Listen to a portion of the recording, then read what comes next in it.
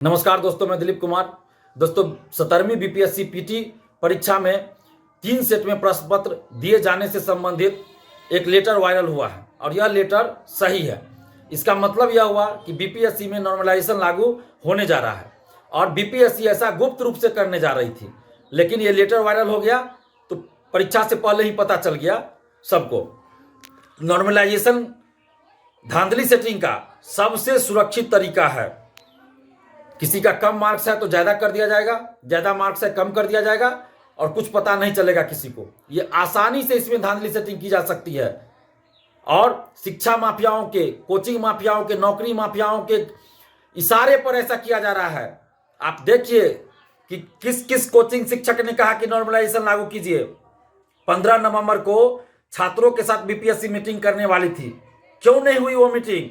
एक रंगा सियार बहुरूपीय शिक्षक, कोचिंग शिक्षक अकेले में चेयरमैन से मिले 4 या 5 नवंबर को, और उसके बाद देखिए 15 नवंबर को मीटिंग भी नहीं हुई छात्रों के साथ बीपीएससी की। मैंने उस समय भी कहा था कि ये जो अकेले में मीटिंग हुई है रंगा सियार की, ये सिर्फ और सिर्फ इसलिए हुई है, ये लोग गुप्त प्लान किए होंगे कि चुपके से चोर दरवाजे से नॉर्मलाइजेशन लागू कर दे, ताकि परीक्षा के बाद अभ्यर्थियों को पता चलेगा तो अभ्यर्थी आंदोलन भी नहीं कर पाएंगे। मैंने उस समय भी कहा था कि चेयरमैन साहब, ऐसा मत सोचिए कि आप गुप्त रूप से नॉर्मलाइजेशन लागू कर दीजिएगा और मल्टीपल सेट क्वेश्चन का दे दीजिएगा तो परीक्षा के बाद अभ्यर्थी आंदोलन नहीं करेंगे। परीक्षा के बाद और जबरदस्त आंदोलन होगा और परीक्षा रद्द करनी पड़ेगी। लेकिन यहाँ लेटर वायरल हो गया तो परीक्षा से पहले ही सबको पता चल गया कि बीपीएससी में नॉर्मलाइजेशन लागू होने जा रहा है। ये गुप्त रूप से बीपीएससी नॉर्मलाइजेशन लागू करने जा रही है। तो क्या बीपीएससी अब कोचिंग माफियाओं, शिक्षा माफियाओं, परीक्षा माफियाओं के कहने पर नियम और प्रक्रिया में बदलाव करेगी और लाखों अभ्यर्थियों के सपनों को कुचलेगी, लाखों अभ्यर्थियों के भविष्य के साथ खिलवाड़ करेगी? ये बिल्कुल नहीं चलेगा। नॉर्मलाइजेशन किसी भी कीमत पर, किसी भी सूरत में मंजूर नहीं है। सभी अभ्यर्थियों के लिए 150 का 150 प्रश्न एक समान होना चाहिए। नॉर्मलाइजेशन परसेंटाइल नॉर्मलाइजेशन लागू नहीं होना चाहिए। समस्त अभ्यर्थियों की एक ही मांग है, 1 day 1 shift 1 paper exam. No normalisation, no multiple set of question. नहीं चलेगा ये सब, एक सेट में क्वेश्चन देना होगा। और 6 दिसंबर को महाआंदोलन होने जा रहा है बीपीएससी ऑफिस के बाहर। आप समस्त अभ्यर्थियों से हम अपील कर रहे हैं कि अपने हक और अधिकार के लिए 6 दिसंबर को आप लोग बीपीएससी ऑफिस आइए और शांतिपूर्वक अपनी बातों को मीडिया के माध्यम से सरकार के पास पहुंचाइए और चेयरमैन सर से मिलकर भी हम लोग अपनी बातों को रखेंगे, अपनी मांगों को रखेंगे। तो 6 दिसंबर को 11:30 बजे तक आप लोग जरूर आ जाइए। 11 से 11:30 बजे के बीच बीपीएससी ऑफिस गेट पे आ जाइए। हम लोग शांतिपूर्वक अपनी बातों को मीडिया के माध्यम से सरकार तक भी पहुंचाएंगे और बीपीएससी के चेयरमैन सर से मिलकर अपनी बातों को भी रखेंगे। नॉर्मलाइजेशन किसी सूरत में मंजूर नहीं। और हम बीपीएससी के चेयरमैन साहब से कहना चाहते हैं कि आप क्यों नॉर्मलाइजेशन के पीछे पड़े हैं, क्यों लागू करना चाहते हैं? कुछ कोचिंग माफिया, शिक्षा माफिया आपको सलाह दे रहे हैं, उसकी सलाह पे आप काम करेंगे? कुछ कोचिंग शिक्षक पेपर लीक में संलिप्त हैं, टीआरई 2, टीआरई 3 और सिपाही भर्ती पेपर लीक में। ये अखबार में खबर छपी और वैसे शिक्षकों को आप लोग बीपीएससी ऑफिस से मीटिंग के लिए बुलाएंगे?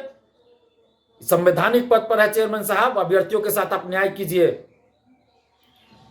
लगभग 90,000 स्टूडेंट्स फॉर्म नहीं भर पाए, 3 दिन तक लास्ट में सर्वर काम नहीं किया बीपीएससी का। ये किसकी गलती है? क्या बीपीएससी को नहीं चाहिए कि एक दिन के लिए कम से कम इन लोगों को फॉर्म भरने का मौका दे दिया जाए? एडिट का मौका नहीं दिया गया। सभी सूचनाओं को एडिट करने का मौका मिलना चाहिए था। बीपीएससी क्यों नहीं दी? अभी भी दे सकती है एक दिन के लिए भी एडिट का मौका, ताकि सभी अभ्यर्थी एडिट कर सके। और ऐसी परिस्थिति में आप एग्जाम 13 दिसंबर को करा रहे हैं और आप इस तरह का माहौल बना दिए हैं। अभ्यर्थी पढ़ाई करे, क्या करे, नहीं करे, मानसिक संतुलन बिगड़ रहा है अभ्यर्थी का। 13 दिसंबर को परीक्षा है और आप इस तरह का मतलब ये कर रहे हैं कि गुप्त रूप से ये कर रहे हैं। कुछ समझ में नहीं आ रहा है क्या हो रहा है बिहार में, क्या हो रहा है बीपीएससी के अंदर।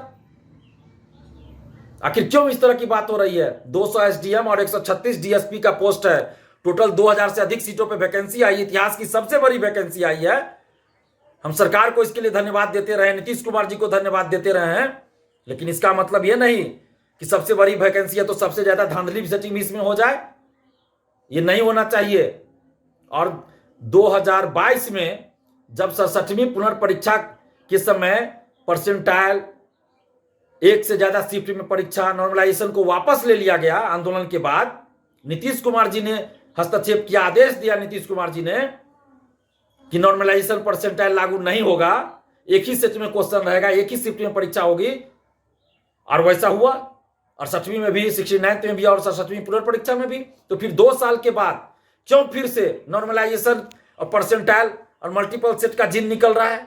क्यों ऐसा? क्या मुख्यमंत्री नीतीश कुमार जी की बातों का कोई महत्व नहीं है बीपीएससी की नजर में? क्या बीपीएससी और बीपीएससी के चेयरमैन साहब मुख्यमंत्री नीतीश कुमार जी की अवहेलना करना चाहते हैं, उनका अपमान करना चाहते हैं? ये नहीं होना चाहिए। नॉर्मलाइजेशन किसी कीमत पर मंजूर नहीं। अब चेयरमैन साहब, आप एक नोटिस जारी करके आप दीजिए कि हम नॉर्मलाइजेशन लागू नहीं करेंगे, एक ही सेट क्वेश्चन का यूज होगा। आप नोटिस जारी कीजिए। जब तक ऐसा नहीं होगा तब तक आंदोलन जारी रहेगा। और 6 दिसंबर को आंदोलन की शुरुआत हो रही है। आप जितने भी अभ्यर्थी, चाहे आप दिल्ली में हो, कहीं भी हो, आप सबसे अपील कर रहे हैं, छात्राएं हो, छात्र हो, सबसे, कि आप लोग आइए, बढ़ चढ़ कर आइए। 6 दिसंबर को 11 से 11:30 के बीच बीपीएससी ऑफिस आइए और हम लोग अपनी बातों को शांतिपूर्वक रखेंगे और नॉर्मलाइजेशन के विरोध में रखेंगे। और एक सेट में क्वेश्चन दिया जाए। सभी अभ्यर्थियों के लिए 150 का 150 प्रश्न समान होना चाहिए। किसी कीमत पर, किसी सूरत में नॉर्मलाइजेशन मंजूर नहीं किया जाएगा। आप लोग जितने भी अभ्यर्थी हैं, एकजुट होइए। एकजुट होकर हम बेटियों से भी, बहनों से भी अपील कर रहे हैं। बिहार की जितनी बेटियां हैं, बहनें हैं, आप सबसे अपील कर रहे हैं। महिला अभ्यर्थी हैं, उनसे कि आप लोग भी आइए। पुरुष अभ्यर्थी तो आ ही रहे हैं, महिला अभ्यर्थियों से भी अपील कर रहे हैं कि आप लोग भी आइए आंदोलन में और एक सुर में एकजुट होकर नॉर्मलाइजेशन के विरोध में आवाज उठाइए। 6 दिसंबर को